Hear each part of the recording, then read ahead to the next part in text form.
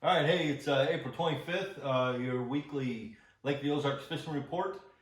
Um, Lots changed in a week, as it always will, in mid to late April. We're getting closer to spawn.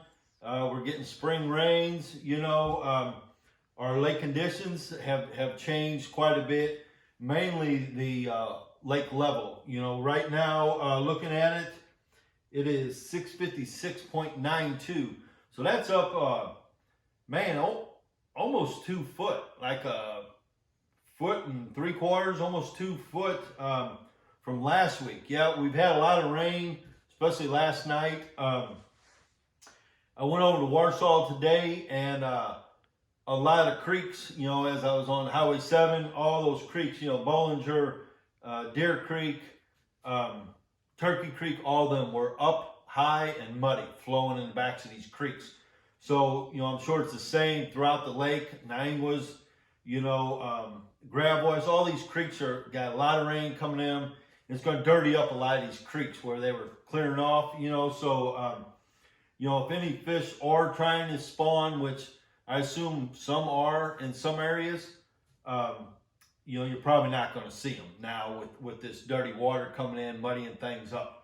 You may see them in, some of the Gravois or some of the lower Nianguas where it's maybe stays clear, but that water was dirty. It was muddy coming back in there. So we've had quite a bit of rain, last night and then this morning still. They're still pulling.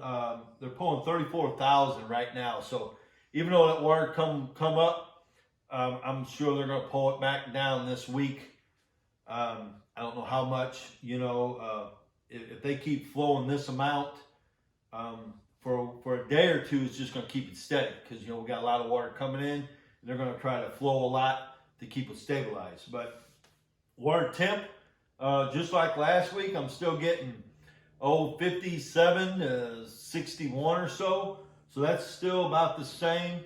Watercolor, like I said, some of the developed areas, that runoff is clean water, so it's not going to affect the watercolor like it does some of the river arms or creek arms. So, in that case, a lot of them areas are getting dirtier, so, keep that in mind. The fish are in several different stages right now. We've got fish that came in a month ago, and they're up there either spawning or trying to spawn. They're getting real close. We've got some that came in a few weeks ago. They're kind of midway back, kind of, in their process. And then we've got some that are out on Main Lake, just moving up, the brand new fresh ones. So what's that mean? That means a variety of baits are working, and throughout the lake, your upper river arms, those fish are going to be a little further along, so they're going to be closer to spawning. Maybe in the backs of some of these creeks, those fish too. As far as baits, still, we'll start with the Main Lake. Your spinnerbait, just a 3/4 ounce spinnerbait. Like this one. This one is what I've been pretty much throwing. It's got a little biospawn swim bait on the back of it with chartreused up. Got my trailer hook. Willow leaf with Colorado mouse color. You can't hardly beat that any part of the lake. That's what I've been throwing on Main Lake. Mainly just Main Lake points, just like last week. This week was the same. A variety of style banks, big rocks, ledgy, pea gravel. Kind of like, I guess the biggest main common denominator was it was deep water real close. So, they're coming up. And they're working on these drop-offs. Close, a ledgy drop-off is where most of these fish are going to be, bluff ends, things like that. Them are bigger fish, big females that hang out there to the last minute, and then they'll go just inside these coves or pockets, spawn, and they get out of there.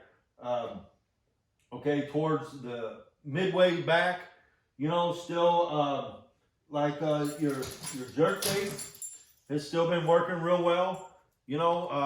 Kind of just pea gravel pockets, even some Main Lake pea gravel, little pockets, they'll pull up in there and feed real good.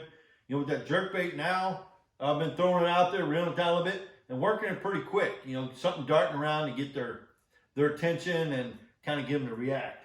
You know, caught a few fish on Shaky head still this week. I didn't throw that a whole lot, but I did catch a few fish. Just kind of when it was real calm, sunny, I've just thrown that around little spawning pockets behind some docks. You know, that's like we said before, pretty much anywhere you want to throw that Shaky head. You know, that's before I forget, it's just a 7-foot rod, finesse jig rod with 12-pound test, a real fast lose reel for that.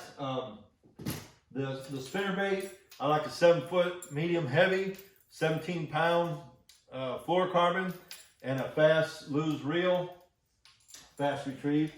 Another thing that's really starting to happen and real popular this year, we talked about a little bit last week, is the Carolina rig. But I thought I'd show you just a few different versions of Carolina rig that always seem to produce fish this time of year. And it'll produce from now through, mid-May. You know, you got fish coming in, going out. They're at different, staging points or recovery points or whatever you want to call it in the stage or in the spawn. So the first one is this kind of older method. Used this for years, and it's very productive. Mainly when the fish get closer to spawning, they're in spawning pockets, pea gravel pockets mainly. It's a very subtle, and basically you can see I've got this on a 7-foot lose. This is an American Hero rod. It's just a good all-around spinning rod and reel. Pretty stout, but it's got a light tip. You know, with a loose reel, I like to rig this up with 20-pound braid, and then I'll put me a 10-pound leader, tie it on there of fluorocarbon or monofilament, whichever you prefer. The monofilament will help the bait float up a little bit and stay a little more buoyant. And basically all this is just a split shot. We call it a split shot rig. It's a little split shot, pinched onto your line, about 18 inches, above your bait or below your bait with a little number 1/0 hook. And then this is just a little zoom. I always call it a French fry. I think it's actually called a ring fry, a ring crawl. I don't know where my bag is here. But anyway, you can see that it's just kind of a nothing looking bait, just a little 1/0 EWG hook. All right, and that's just for very subtle and real calm days, no wind, and the bite's gonna be a little more finicky. You just throw this back in them spawning pockets, let that split shot go to the bottom, and you just barely drag this bait along. And just make sure, that you have to drag it slow because that split shot's so light. But that's the whole purpose of it. It's a small, subtle bait when you don't have any wind, bright, sunny, high pressure day, whatever, and you just work it real slow. And that braid line will really help you pick up the subtle bites. When things get tough, you can always go to this and catch a lot of fish. That's not a lot of people throw it, but it's very productive, and it's a good way to catch some fish when things get tough. The second thing on Carolina rig, 7-foot rod, either 15, 17-pound main line, you fast retrieve lose reel, and then about a 1/2 ounce, egg sinker. I call it egg weight. Couple beads, your swivel, and then your 2.5 foot of leader. Now this leader here, this is going to be monofilament 12-pound test. That way that line will float, keep your bait up off the bottom. And I like to throw the Crock-o-gator muskrat, just green pumpkin color. You see that with a number 3 EWG hook. And that's kind of your mid, not a small bait, not a large bait, but it's got enough size and action. It's kind of an in-between deal. You're going to want to throw this, still on more like pre-spawn baits where the fish are still staging, getting close to spawning. So pea gravel mixture, big rocks, at least baseball size, if not softball, even not quite basketball sized rock, but with a lot of pea gravel in that same area. You know, throw it right to the bank and drag that thing out. You know, that weight makes a lot of commotion, and then you got this subtle bait kind of floating behind there. You catch a lot of fish on that bait this time of year. And the last Carolina bait, this is a lot bigger bait, big 3/4 ounce weight. Still same setup. You got a 3/4 ounce weight. You got your beads, you got your swivel, and then you have probably a 3-foot leader at least. And then I like a big bulky bait. This here is our Crock-o-gator Swamp Bug Senior. Friend of mine, Justin Swass, actually won a big bash on this just a few years back on this exact rig and this exact bait. At this actually about this exact time, it was the big bass in the spring, and this is what he won on. But you can see it's just got a lot of action, a lot of legs, a lot of movement. That's when these fish are really aggressive, feeding on them big shad. The big females are up in there really feeding. So same deal, 17, 20-pound main. And then I still like to go down to 12-pound leader, from my swivel out to my bait. So those three Carolina baits. On this bait here, I like to throw it more on ledgy rocks for some fish that are still kind of early and just coming in. It's a big ledge rock close to the main channel, and then even progressing into bigger rocks, a little bit of pea gravel mix. You know, that's the big baits when I'm going to throw that. So if you get into an area where you think some fish are probably spawning, but you're not going to see the beds because the water's dirty, you know, the fish, spawning fish, staging fish, the bass that are up in there protecting beds, they don't like anything over the top of their head, anything around them beds. So obviously the number one bait for that is going to be a 3/4 ounce head knocker buzz bait. You know, black, basically any color, black, white chartreuse. I like the black. I throw it all year. Gold blade, trailer hook on the thing, and just make repetitive casts around spawning areas where these fish are coming in staging, or when they're done spawning and they're moving out, it's going to be the exact same area, exact same banks, and just work this buzz bait back behind them cables. You know, back in them hard places to get. These fish will get back in there, they'll spawn, and then they just kind of recoup. And they're actually staging the same spot. They'll stage there before they go in. When they're done spawning, they come and stage the exact same areas, kind of recoup, start feeding up, things get around that bed, around fry, aggravate them, whatever. And then, you know, the buzz bait will really call them up and get them to come in. I like throwing that. This rod here is about a 25-year-old rod, an old Falcon. It's just a heavy action rod. That's all you know, real heavy. It's a 7-foot rod. You can see I got this heavy duty, I call it the Orange Crush Lose Reel, and I got it spooled up with 50-pound braid. Okay, always throw this on braid. You're gonna throw this into some hairy spots, over them cables, under them catwalks, you know, around brush, behind the shallow side of docks. If there's 3-4 foot of water between the dock and the bank, throw this back in there and bring this along that foam, and some of the monsters will come out and destroy this thing. You want that braid on there so you can hoist them over that cable, you know, and just manhandle them over the cables and out of some of that stuff. So, you know, the only other thing is the shaky head. You know, when things get tough and nothing else is working, just put you on a 1/4 ounce Crock-o-gator Shaky Pro, put your little zoom, and start throwing that thing around any bank. It doesn't matter. You start throwing it on main lake points, halfway back, way in the backs, around spawning pockets, brush, behind docks, and boat slips. It doesn't matter. Just throw this little shaky head, either drag it or hop it, real subtle, and this will produce from here till, I don't know, November. This is just a productive bait, you know. So, I always throw it on a 12-pound test, 8-to-1 reel. Any of my bottom baits, jigs, shaky heads, you know, anything on the bottom, I always like a real fast, the fastest retrieve I can get.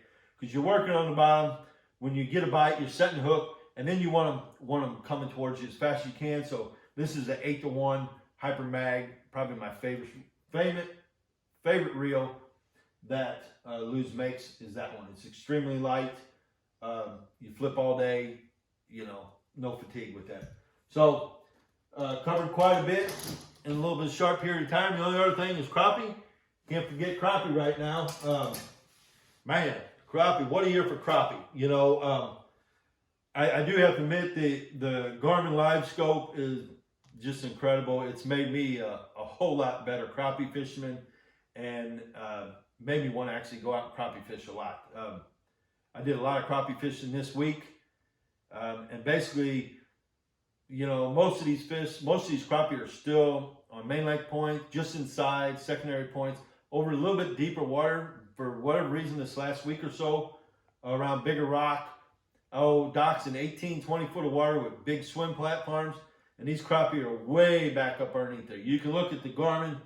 I've got mine graphed up so I can see, you know, exact how many feet away from my transducer. You know, it'll say 5, 10, 15, 20, all the way up to, say, if I'm running 70 foot graph marks, and it shows me 20 foot underneath that dock. I know exactly where I'm going, exactly what hole I got to shoot in. It takes all the guesswork out, you know. And if you turn this thing up and you have it set right, you shoot underneath there, you can see that little crappie jig go in there and sink down. You see them crappie come up and react to it. So, you know, I'm just using shooter rods, 6-pound test, and this I've been using different bait. This week I switched up and found this little bait. It's called a baby shad swimmer. Bobby Garland makes it in a pearl color. You see, it's got this little tail on it. Swims a little bit. I'm just throwing it on a 16th-ounce head, and that thing really produced a lot of crappie this week. And of course, the other one I'm throwing is that electric chicken. I had a little trouble finding them, but Bryant's up there, got in a whole bunch over here in Lori, and I was able to get that color. A lot of it's just confidence. I think you can shoot several different colors in there. But we've been out several times this week and just waylaid on them crappie. So that's a lot of fun. The other things, like the last few weeks, just one of these little cork bobbers. You can put it on your crappie jig. They're still a week or so away from getting right up on the bank where you can just set your crappie jig and this bobber about, I don't know, 1.5 feet, throw up to the bank and just reel that thing real slow off of these spawning pockets. And once you find some, they're going to be bunched up. You can just sit there and catch them. You know, so far them have been little smaller ones. These great big crappie we've been catching, they're way up underneath them docks. You really got to shoot up in there. But it's actually a lot of fun. It keeps you busy. You know, you get better at shooting. And man, when they hit that crappie jig, that line jumps 18 inches. So, you know, lake's in great shape. Fish are biting. Things are great. I think we're getting ready to open up the country, the world, whatever here. You know, glad to see that. I'll be glad when this is all over. I'll be glad to start, you know, seeing all of our friends again and talking with guys and having a lot of fun at the weigh-ins or at the ramps or at the restaurants, whatever. So, you know, guys, come on down, catch some fish, and we'll see you next week.